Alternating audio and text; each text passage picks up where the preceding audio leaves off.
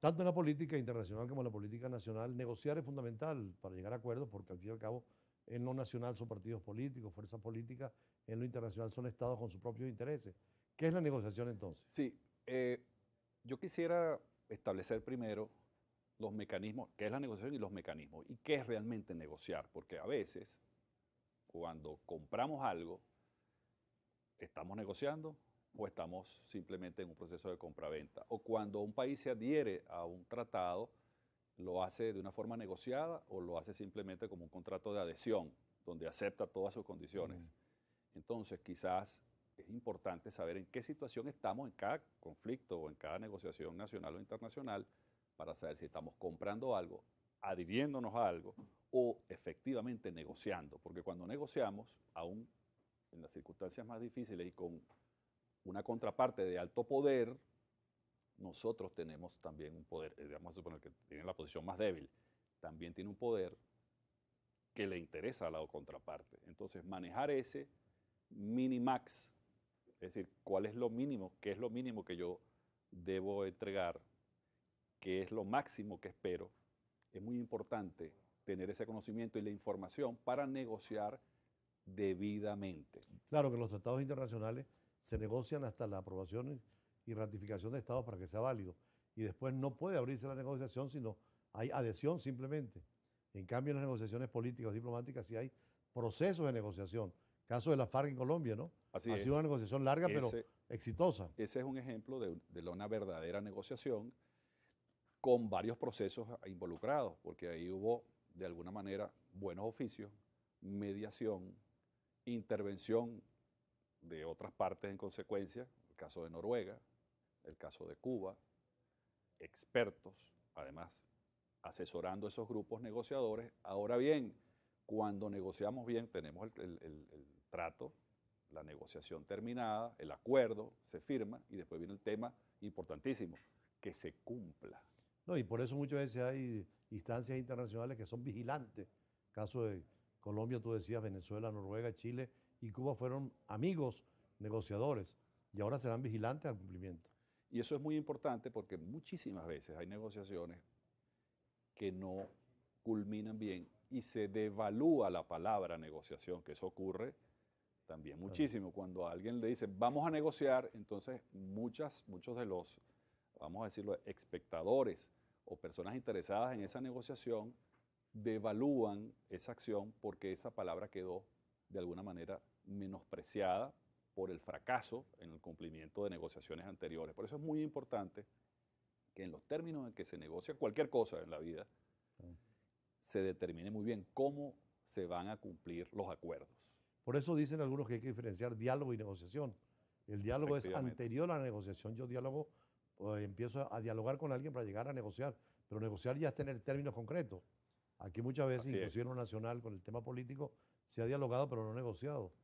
Y en campo internacional lo mismo, se empieza con diálogo y se negocia para llegar a soluciones. Por eso es muy importante y muy apreciado en el mundo de la diplomacia el uso adecuado de los Claro. términos y explicarle a la colectividad esos términos para saber en qué fase estamos y cuánto podemos esperar, establecer los plazos, las condiciones y los beneficios. Y también algo importante en un acuerdo de negociación es cuáles son las sanciones, es decir, cuál es el costo de no cumplir. Claro.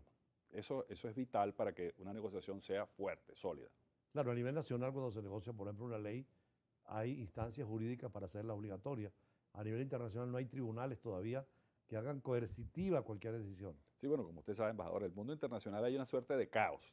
Claro. Los, Desorden. los estados se arreglan y de verdad que es el triunfo de la civilización que finalmente se Claro. puede llegar a acuerdos y que los conflictos puedan aminorarse Solucionarse, y claro. solucionarse, como de hecho ha ocurrido durante el siglo XX y esperamos que en el siglo XXI también ocurra. Y el derecho cumple esa función, ¿no? Normativa, Claro. axiológica, de valores, de ética y también fenomenológica, de buscar problemas donde hay para solucionarlos. Por eso es tan importante, y a nosotros nos complace mucho, nuestra organización XN Think Tank, estar en un programa como este, porque hay que exaltar los valores de la diplomacia, de las relaciones internacionales, lo que podemos aprender del mundo de la diplomacia es muy Claro. importante y de aplicación en el mundo empresarial y también en el mundo personal. Cuando usted dice AXN, N, Think Think Tank, Tank, que es un think tank, un tanque de pensamiento que son muy de moda en Estados Unidos y en Sí. Europa, es decir, grupos de reflexión, ¿no?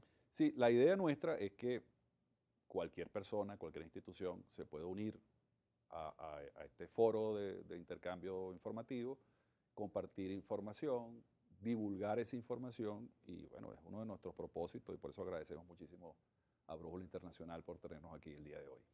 ¿Qué otro tipo de negociación podría abrirse a nivel de América Latina ahora que tenemos solucionado el caso de la guerrilla colombiana, pero hay un problema de pobreza, de institucionalidad generalizada que hay que fortalecer, de democracia que hay que perfeccionar?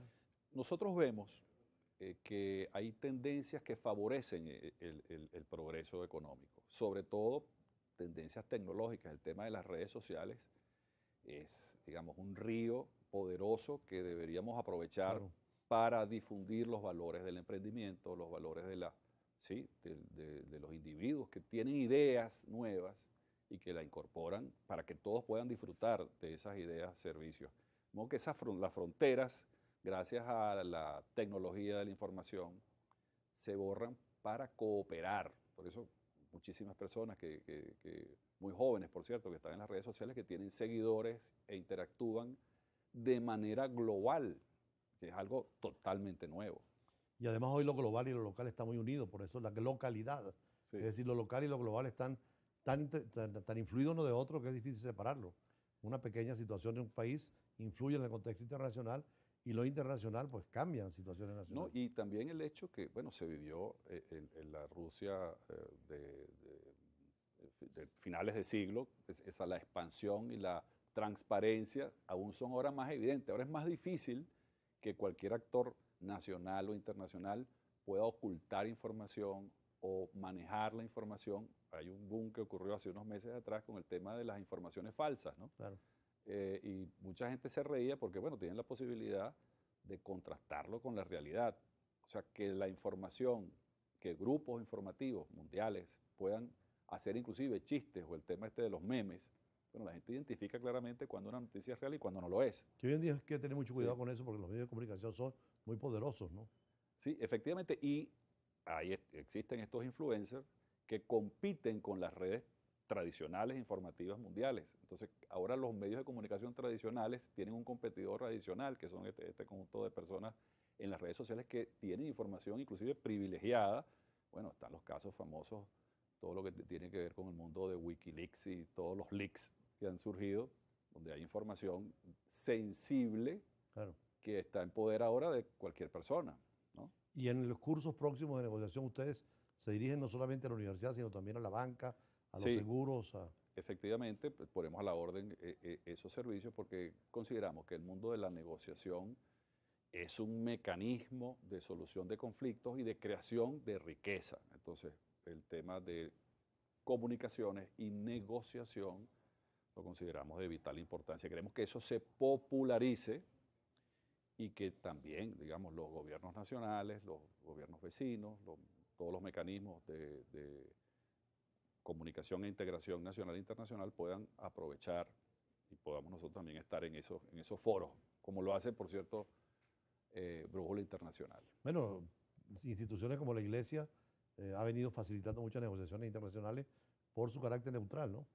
Así es, y también, bueno, la Iglesia tiene mecanismos impresionantes de penetración en diversos públicos de manera transversal que hacen que sea uno de los mediadores y facilitadores fundamentales para conseguir que esas negociaciones tengan un final feliz y un final humano. ¿Qué otra alternativa tiene la negociación más allá de lo diplomático, de lo político, hacia la parte comercial, sobre todo hoy en día que las relaciones comerciales son tan importantes? Efectivamente, bueno, ahí es donde se ve con mayor pragmatismo cómo funciona la negociación, porque generalmente tenemos la idea de que la negociación funciona utilizando la metodología matemática, vamos a decirlo así, de juegos a base cero. Es decir, que cuando yo negocio, yo gano todo y usted pierde todo. Bueno, La aplicación de la negociación moderna es que ambos tenemos un mayor beneficio que el que al principio consideramos. Esa es la base y el beneficio fundamental de cualquier negociación Bueno, de en Brújula calidad. Internacional vamos a seguir negociando siempre porque es tema de la política internacional y diplomacia, la negociación. Gracias a Rafael Nieves, experto en negociaciones, y siempre tenemos oportunidades de seguir conversando ya con temas puntuales ¿Cómo no? del escenario internacional. Vamos a un corte y ya regresamos.